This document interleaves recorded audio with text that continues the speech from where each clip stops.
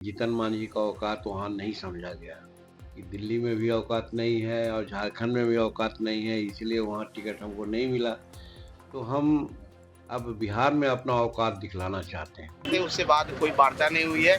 हम झारखंड में कहीं कोई बात ही नहीं हुई, इसलिए सिर्फ फिजूल की बात है। हम पार्टी में आखिर चल क्या रहा है? जीतन राम मांझी और उनके बेटे के बोल पूरब और पश्चिम क्यों भाग रहे हैं? जहां मांझी दिल्ली और झारखंड में सीट नहीं मिलने पर औकात दिखाने की बात कर रहे हैं, वहीं बेटे संतोष सुमन कोई और दावा कर रहे हैं। जी हां, जिस हिस्से को लेकर मांझी ने मोर्चा खोल दिया, उस पर बेटे का दावा है कि उन्होंने कोई सीट मांगी ही नहीं।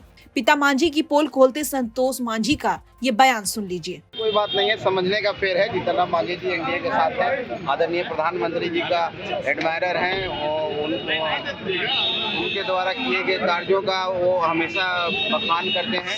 ये मीडिया के द्वारा और कुछ ऐसी बातों को बोलते हैं, बेबाकी से बोलते हैं, उसको गलत तरीके से प्रचारित किया जाता है। हम एनडीए में हैं, एनडीए में रहेंगे, एनडीए को मजबूत करेंगे और बिहार जो विकास के रात पर चल रहा है, रास्ते पर सुशासन की सरकार है, इसको और मजबूत करके डबल इंजन की सरकार को बिहार एक बिहारी को, अब बिहार में उद्योग आ रहे हैं, हम और इसको आगे बढ़ा करके बिहार को एक नए लेवल पर जाना चाहते हैं। तो क्या आप समझते हैं कि हम छोटी सी चीज़ के लिए किसी चीज़ को गठबंधन को छोड़े?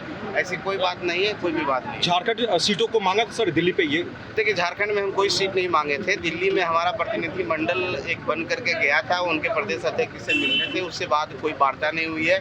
हम झारखंड में कहीं कोई बात ही नहीं हुई, इसलिए सिर्फ फिजूल की बात है। रोहिणी को क्या कहिएगा सर जो ऑफर दे रही है? अब रोहिणी जी के पास कुछ है ही नहीं, तो ऑफर देने से क्या? कोई भी व्यक्ति रोड पर खड़ा हमें कह देगा कि मेरे दादाजी मेरी पार्टी मांझी, जिसका कोई वजूद नहीं है, हमारी बहन का कोई वजूद नहीं, अपने भाई में अपने घर में लड़ रही है एक सीट के लिए, वो दूसरे को क्या देगी?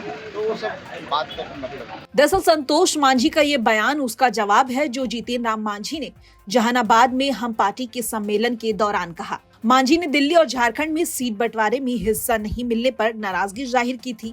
साथ ही ये चेतावनी भी दी थी कि दिल्ली और झारखंड वाला बर्ताव बिहार में नहीं चलेगा। पर बेटे का दावा है कि वो एनडीए में मजबूती से बने हुए हैं और बने रहेंगे। उन्हें गठबंधन से कोई शिकायत भी नहीं है और बाकी की सारी बातें फिजूल है।